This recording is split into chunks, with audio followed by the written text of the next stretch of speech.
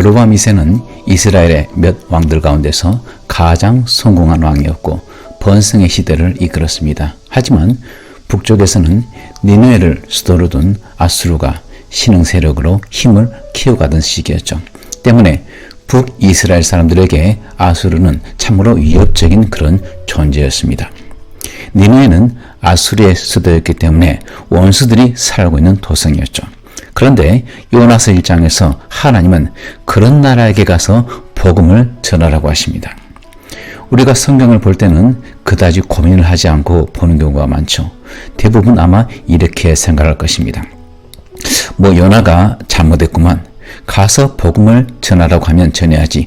왜 말씀을 거역하고 도망을 가? 나 같으면 갔을 거야. 내 믿음보다 못한 요나. 정말 요나가 이 정도밖에 되지 않을까요? 열왕기야 14장 25절에서 그는 여로보암 2세에게 이스라엘 북쪽 지역을 점령할 것이라고 예언까지 한 유명한 선지자였습니다. 그 나라를 뜨겁게 사랑한 애국자라고 했던 것이죠. 요나서 1장입니다. 너는 일어나 저 큰 성읍 니느웨로 가서 그것을 향하여 외치라. 그 악독이 내 앞에 상달되었음이니라 하시니라. 그러나 요나가 여호와의 얼굴을 피하려고 일어나 다시스로 도망하려 하여 욥바로 내려갔더니 마침 다시스로 가는 배를 만난지라. 여호와의 얼굴을 피하며 그들과 함께 다시스로 가려고 배삭스를 주고 배에 올랐더라. 1장 3절을 보게 되면요, 여호와의 낯을 피하려고라는 말이 2번이나 나옵니다. 일단 하나님의 명령으로부터 도망치고 보자는 것이죠. 실제로 그는 하나님께서 가라고 명하신 니느웨와는 정반대의 길 다시스로 도망치려고 욥바 항으로 도망을 쳤습니다. 요나는 하나님의 낯을 피할 수 있었다고 착각을 했습니다.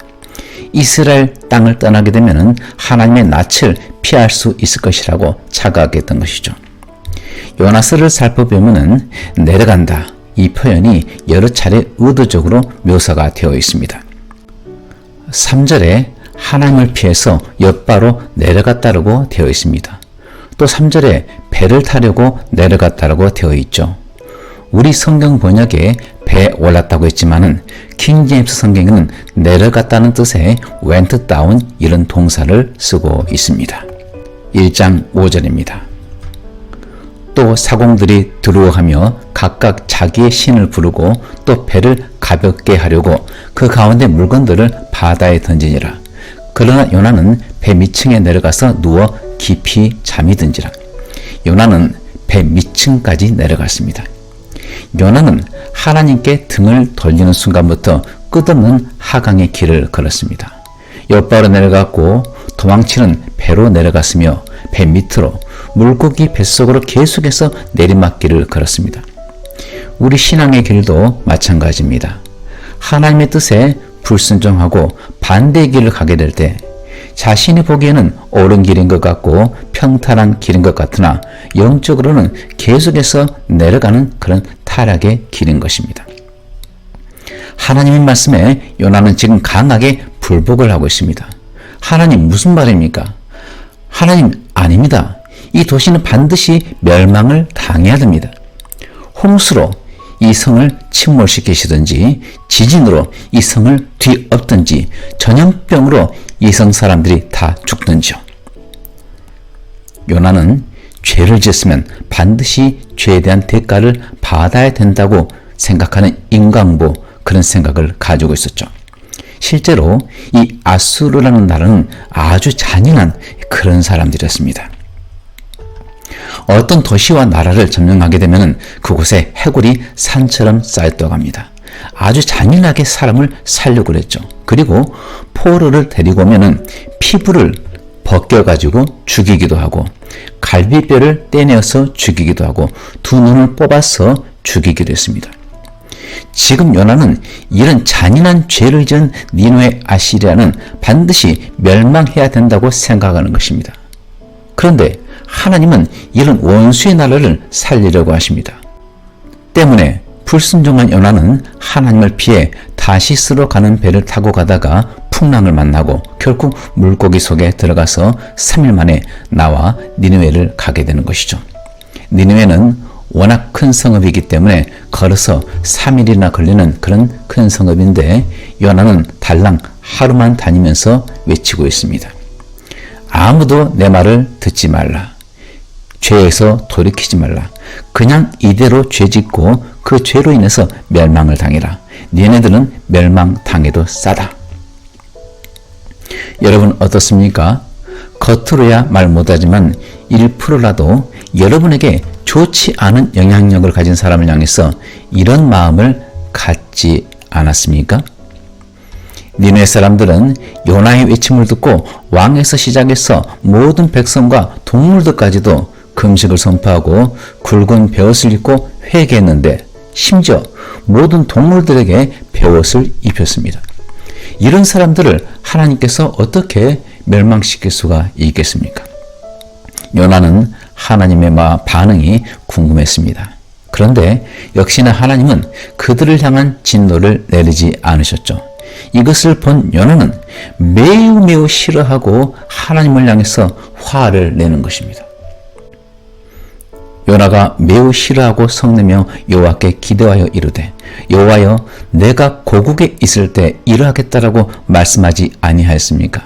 그러므로 내가 빨리 다시스로 도망하였사오니 주께서는 은혜로우시며 자비로우시며 노하기를 더디하시며 인애가 크시사 뜻을 돌이켜 재앙을 내리지 아니하시는 하나님이신 줄을 내가 알았음이니이다. 여호와여 원하건대 이제 내 생명을 거두어 가소서. 사는 것보다 죽는 것이 내게 나음이니이다 하니. 여러분들 기가 막히지 않습니까? 회개한 백성을 하나님께서 용서하셨다고 이 선지자는 화를 내면서 차라리 자기를 죽여달라는 것입니다. 하나님, 내 이럴 줄 알았습니다. 하나님은 말만 재앙을 내린다고 하셨지 안 내리실 줄을 진작 알아보았습니다. 제가 뼈 빠지게 고생해서 잔인한 원수의 나라까지 와서 나를 잔인하게 죽일 수도 있는 그런 죽음을 무릅쓰고 선포했는데 니느웨를 살려줘요? 이건 너무한 거 아닙니까? 왜 나를 이곳에 보내셨습니까? 여러분, 방금 제 해석이 심하다고 생각합니까? 실제로 요나는 매우 싫어하고 심지어 하나님께 화를 내면서 이렇게 따지고 있는 것입니다. 하나님의 심정은 어떻겠습니까? 오죽하면 하나님도 요나에게 이렇게 말씀하십니다. 내가 성내는 것이 옳으냐?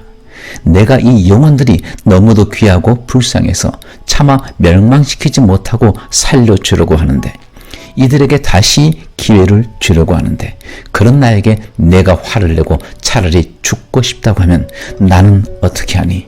왜 내 마음을 몰라주니? 여러분, 하나님의 마음, 그 뜨거운 마음을 아시겠습니까? 천지를 창조하신 그 크시고 크신 하나님이 작은 먼지와도 같은 인간 요나와 변론을 하고 요나를 설득하고 계시는 것입니다.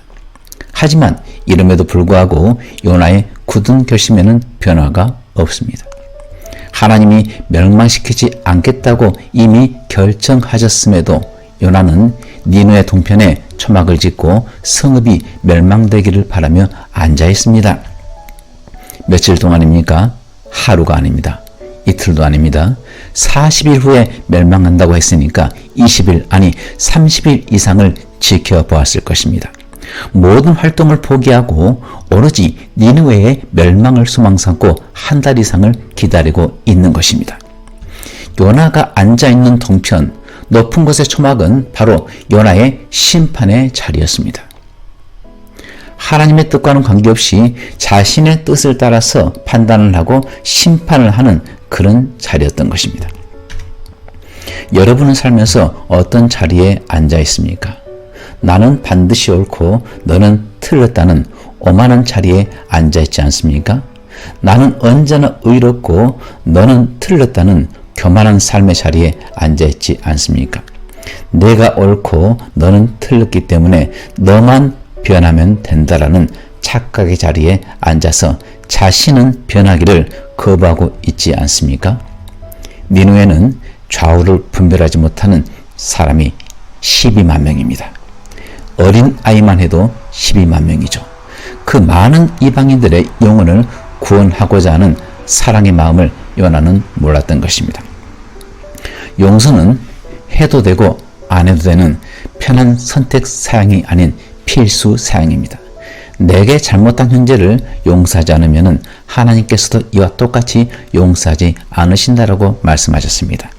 마태복음 5장입니다. 그러므로 애물을 제단에 드리려다가 거기서 내 형제에게 원망 들을 만한 일이 있는 것이 생각나거든 애물을 제단 앞에 두고 먼저 가서 형제와 화목하고 그 후에 와서 애물을 드리라. 거룩하게 하나님께 예배를 드리는 것보다 더 먼저 해야 할 것이 사람 간의 화목이요 용서입니다. 아무리 예배당에서 거룩한 모양으로 예배를 드려도 교회 안에 형제들과 화목하지 않는다면 하나님께서는 그 예배를 받지 않으십니다. 용서는 다른 사람을 위한 것이 아니고 바로 나 자신을 위한 것입니다. 내가 그를 용서하지 않아도 그는 평생을 죄책감 없이 잘 살 수도 있습니다. 하지만 정작 나는 그를 용서하지 못한 나는 평생을 그 사람을 향한 원망과 미움의 굴레에서 벗어나지 못하게 될 것입니다. 그리고 가장 완전한 용서, 가장 좋은 용서는 그를 축복하는 것입니다. 그를 마음껏 축복하십시오. 나를 힘들게 하고 괴롭게 한 그를 용서하고 마음껏 축복하게 될 때 우리 내면의 상처가 치유함을 받고 하나님과의 관계가 회복이 될 것입니다. 이 시간 여러분의 마음속에 떠오르는 사람이 있을 것입니다. 나에게 많은 상처를 주어서 결코 용서할 수 없는 그런 사람도 있을지 모르겠습니다. 하지만 하나님께서는 그 사람을 사랑하십니다.